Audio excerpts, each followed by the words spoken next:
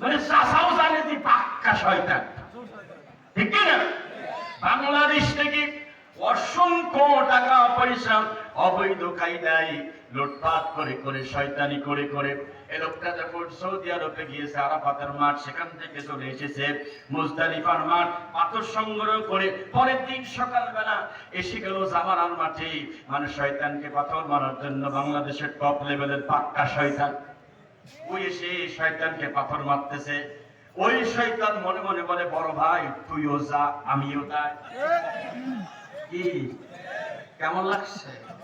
পাথর আমার মারিস রে, পাথর তো তোর মারার দরকার, ঠিক না? কষ্ট হচ্ছে আপনাদের?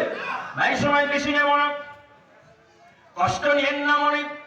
যারা অনেক কষ্ট করে দাঁড়িয়ে কোরআন শুনতেছেন, আল্লাহ পাক আপনাদের জন্য সুসংবাদ দিচ্ছেন, দাঁড়িয়ে দাঁড়িয়ে কোরআন শুনছেন।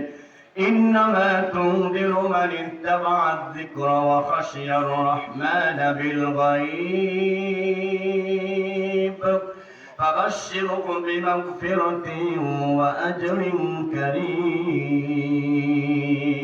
الله أكبر সূরা ইয়াসিন 22 নম্বর পারা 6 নম্বর পৃষ্ঠার প্রথম নম্বর আয়াতে কারিমা 11 আল্লাহ পাক বলেন ইন্নামা মানে নিশ্চয় প্রকৃতপক্ষে তুনদির মানে আপনি তাকে সতর্ক করবেন, মান মানে যে ব্যক্তি বা সেই ব্যক্তিকে, যিকর মানে আল যিকির আল্লাহ বলতে সেই ব্যক্তিকে আপনি কোরআনুল কারীম দিয়ে আপনি ওয়াজ শোনাবেন, জিকির শোনাবেন, কোরআনের কথা শোনাবেন।